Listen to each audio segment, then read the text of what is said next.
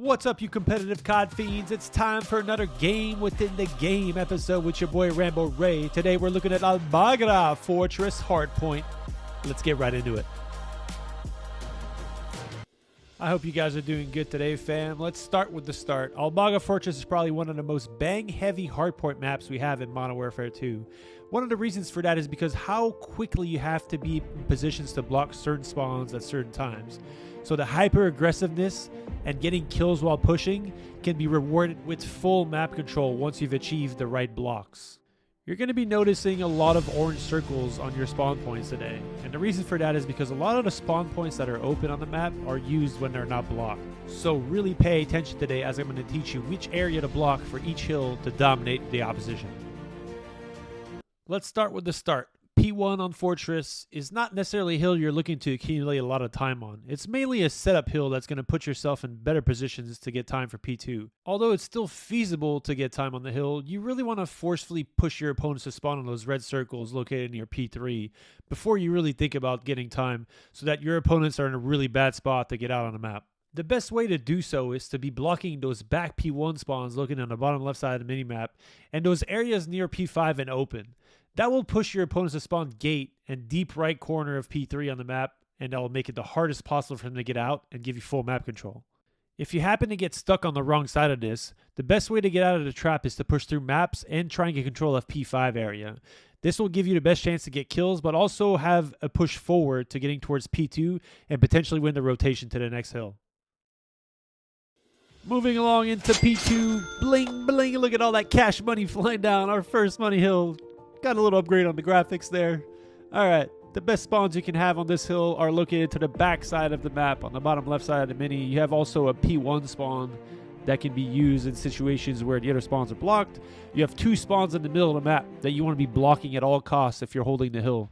That green spawn in the open, it looks a little weird that there's green spawns on both sides, but there's a reason for that. If you control the hill from the opposite side of the map, you can also accumulate time. And then the two worst spawns are located in P3. Let's start by talking about the rotation to P2. In a perfect world, you get to this hill first, you're holding backstage with an AR, and it makes it very difficult for your opponents to break in. But in a world where you don't achieve that, like this situation here that Optic finds themselves in against Boston, where Boston is going to get to P2 first, you're going to want to take your time here. Player number 3 is extremely important to anchor the good spawns, while the rest of his team is going to try and take routes around the map to get kills and give themselves the best chance to get time on this hill. There's two reasons why you want to be taking routes from this position. One, it makes getting kills a lot easier because your opponents aren't just looking at main angles that you could take by pushing through the back. But two, it makes it to where if your players get kills through the middle part of the map, you'll already be in positions where you're blocking the middle spawns, which will force your opponents to spawn back P3. From that position, it's almost impossible to break into this hill. Lastly, towards the end of P2, the ultimate goal is to try and flip those spawns out. You want to be spawning in those red circles at the end because those will be the good spawns for the P3 hill, the next money hill coming up in the rotation. It's totally okay to sacrifice the last 10-15 seconds of P2 for the P3 spawn. Paching, more money's flying down from the sky. P3, back-to-back money hills on Fortress. Also somewhat chainable like we talked about towards the end of that last P2 there. Those spawns you want to be protecting at all costs will be located towards the backside of gate, and then you'll have 5 different spawn point areas towards the middle side of the map. The two which ones you don't want to spawn are located bottom art and open stairs. Even more so than P2, the rotation in P3 is vital to be able to accumulate a lot of time on this hill. The main goal during the P3 rotation is to try and get as many bodies as possible into the P3 area. Remember, if you die during the rotation, you're still getting influenced by those P2 spawn areas, which is no good because you're spawning across the map. The most vital part during P3 is having players near those gate spawns. You constantly want to be blocking those spawns to influence them positively on your side, to force your enemies to spawn as deep as possible. If you start dying and you lose those players' gate, even having controlling time, you potentially will give up those spawns to your opponents, which will then give them the best opportunity to break the hill. More often than not, the first wave will dictate how this hill plays out. So it's really important to work together as a team on covering and trading kills while your enemies make their first push. Once you do win that first engagement, you can now start pushing out to force your enemies to spawn in those red circles located bottom art and open. Also, when you do push out, you need to keep a player near top maps and gate. If you don't do so and you start playing aggressive for those spawn kills, you may start influencing your enemies to spawn behind you. On the flip side, for the most effective push when breaking, you want to try and block those gate spawns as much as possible. This will prevent your enemies from getting a close spawn and a second chance to stop your push. Moving along to P4, one of the harder hills to accumulate a lot of time on this map, mostly because it's really hard to obtain the perfect setup that allows you to accumulate time on. The location of the spawn points for P4 are almost identical to those for P2, which makes the ideal setup very similar. In a perfect world, you're spawning back before and forcing your opponents to spawn out gate. Forcing your opponents to spawn gate will cause the most uncontested time accumulation on this hill. Because of how hard it is to get the perfect setup on this hill, a lot of the talk is going to be surrounding the positions you want to be holding near the hill. Top rails located right above the hill is one of the main locations you're going to want to be having a player covering your player on time.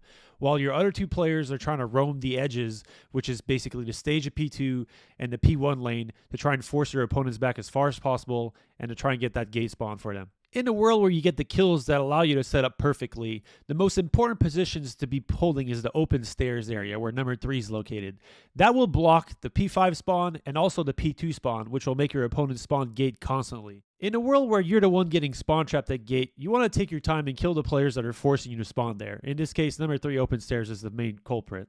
Once you've killed that player and you move up on the map, you open up opportunities for spawning a little closer to the hill to give yourself multiple chances to break in. And just like most hills on this map, you want to be taking as many routes as possible to break in.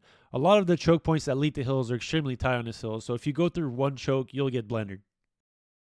The last hill of the map on Fortress, P5, located right in the middle of the map next to the horse.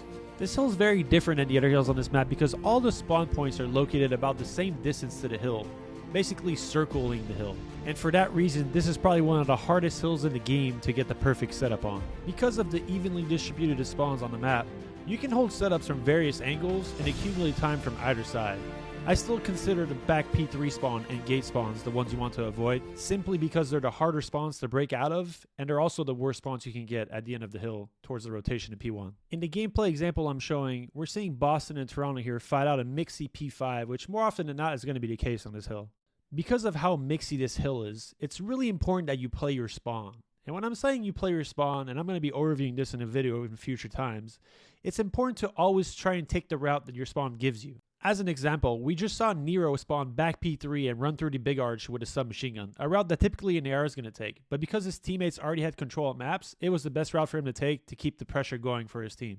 And lastly, towards the end of the hill into the rotation of P1, you want to be getting those P2 spawns as much as possible, because those P2 spawns are going to be the spawns on the side of the map you want to be holding for the next 2 minutes of the game. Got one mid.